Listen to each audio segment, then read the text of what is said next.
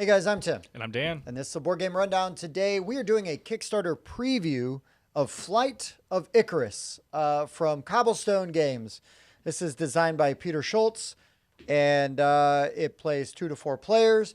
And basically in this game, I mean, it's like the title. You are playing Daedalus and Icarus, and you are trying to escape King Minos, or Minos, however you say his name, and fly back to the island of Crete. But to do that, you need to not fly too close to the sun, and you also need to not fly too close to the water. Right. So in this game, you're gonna have 4 rounds of preparation as you are drafting cards. You're taking actions to get wax and feathers, and maybe play your innovations on your player mat. And then after all of that prep, the flight phase. And then in the flight phase, you are bidding money to go first, to beseech. It is to beseech, not Apollo. Oh, who are we beseeching? I beseech the rule book, the Oracle. That's who we're beseeching. But yeah, so in the flight phase, you're going to beseech the Oracle. That's going to allow you to not only go first, but to play a weather card. And that will definitely impact your flight as you go across, because there's different columns, and in the different columns, the weather effects are going to hit different columns in different ways. So there's an immediate effect and an end of turn effect. And also these rows can get pretty crowded. Yeah. We played it first at 2 players.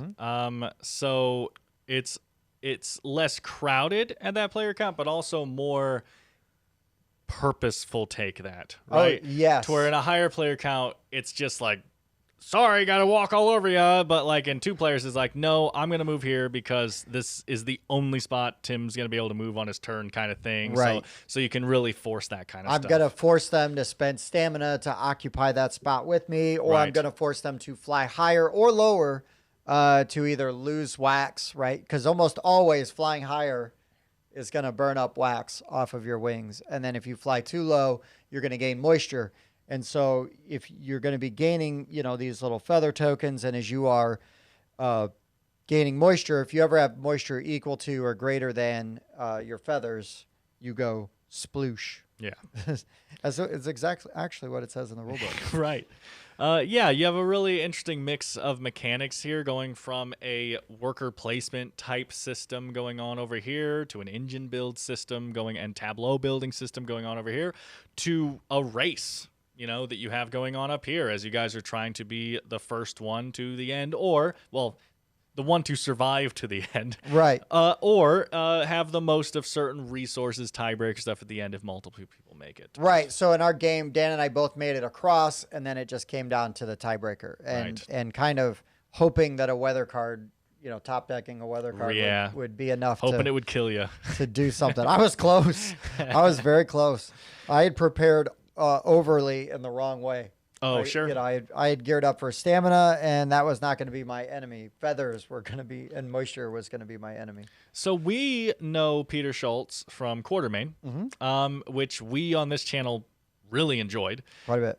And so it's cool to see this kind of idea come to light, and like it seems clear to me, as someone who doesn't just message Peter whenever I feel like it, seems clear to me that Peter is just taking stories he finds fascinating, right, and saying, how can I turn that into a game? And doing it. I enjoyed what this game's trying to offer here. I'm really looking forward to seeing when you have like an official Kickstarter page that explains it and it shows other things that it can do and stuff. I'm looking forward to seeing those, because obviously this is pre-production copy. Right. Yeah, this is a very bare bones prototype. Like there's rule book things that are going to change. This stuff could change. There's just no way to know that kind of stuff. So we don't talk about components and stuff like that in this, because it's all up in the air. But you're going to be doing gridded flight, and you're going to have a player board with some tableau building. Those 2 things are set in stone. And I will say, and I believe that he will achieve this goal, is that once you understand the rules, then it is completely language independent. Right. It's very, it's like a Race for the Galaxy kind of thing, right? To where it's like very iconography forward. And honestly, when you're starting to learn the game at the beginning, it's like, okay, we got to spend 5 minutes just let's memorize all these icons, Right. you know, because there's a lot of them. But once you understand the icons, I never asked another question. We just had to take those couple extra minutes at the beginning to go over every icon in the game and explain. And the rulebook does have a section that explains how the type of cards work with examples, which helps with that as well, because you might have an explanation of an icon and be like, okay, I think I understand it. Then it just says this card does this, and now your brain can make the connection of, oh, so whenever I see that iconography, it means this same kind of thing is happening, the same kind of effect. Right. So yeah, I definitely do think that once you know that stuff, I can totally see the icon independent thing. You know, you have all these, you guys can see these right here, all these icons, and you're just like, what does that mean? You'll get it. It's not that difficult. Yeah, it is. It is all pretty straightforward once you've got them down. And yeah, Dan and I made a point to like, okay, let's take a few minutes, let's figure this out, let's translate some of these cards, and then once we had them, it all made sense. It all made sense. I am a huge fan of the theme here. I will say, I talk about Icarus a lot. I like the story. I don't know the story at all. I just love the idea, the message behind Icarus of not flying too close to the sun, and it's done in music a lot. Like I think it's in Hamilton when they say like Icarus who flew too close to the sun. Like I think they have like an Icarus. Every time I hear about that story, I love it.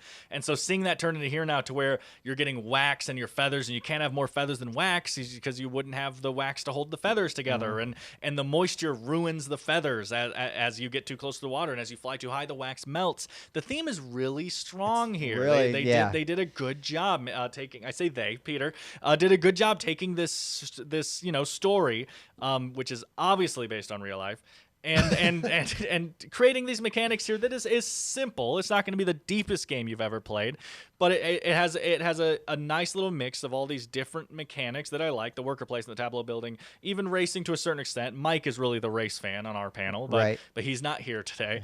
And taking all these and making a fun little game out of it. I enjoyed this quite a bit, and yes, part of that leans on the shoulders of Giants of the. I love the theme of Icarus, even though like when you were explaining the story earlier and you were like, oh yeah, he's escaping the city to fly to, I was like, I didn't know any of this. I totally forgot all that part of the story. Yeah. The king was holding him, Daedalus prisoner basically because he was an inventor, very intelligent and creative, and he wanted to escape. Can't have that. So he needed to fly across back to Crete. Yeah. Which he made it, but Icarus, not so much. Flew too close to the sun, I hear. A little. Yeah, was it in a song maybe? I don't know. I don't know. But yeah, no, I like everything Dan just said. The theme is awesome, and the way that it is implemented here is really awesome, really cool, and I can't wait to see like the finished product. Right, these are, these are very prototype components, but just even I'm a sucker for a good player board too, and the player board that's it's got pretty good iconography on there, kind of, boom, boom, boom. It tells you can't, more feathers than wax, you lose feathers, blah, blah, blah. Flying upward costs the stamina, things like that.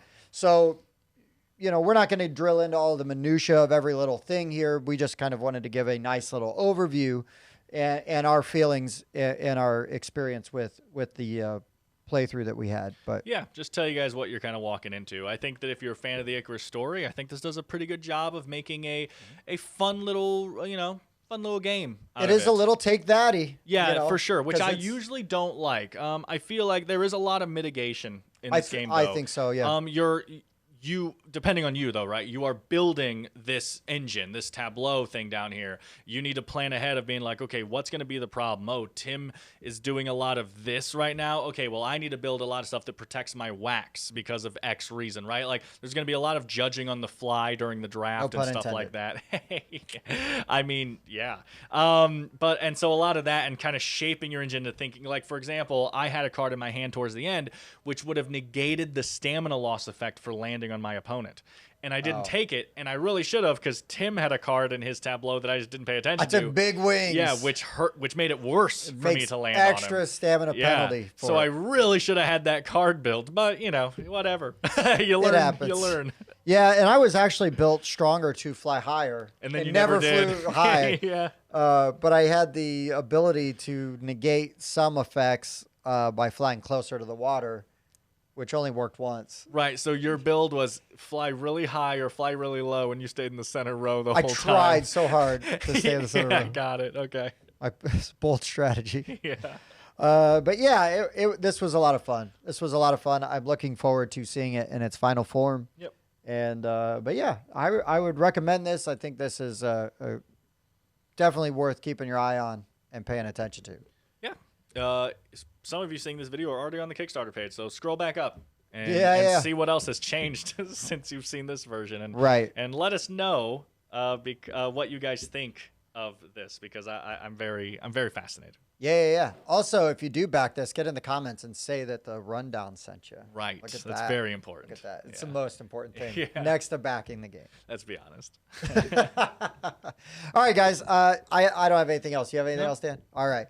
Hey, well, thank you so much for watching. If this video was helpful, please give us a like, subscribe, thumbs up, all that stuff. And we do have a Patreon if that is your thing and you want to support us even more. But that's all up to you. Just your eyeballs on this video is awesome enough. So for the Board Game Rundown, I've been Tim. I was Dan. Thanks for watching.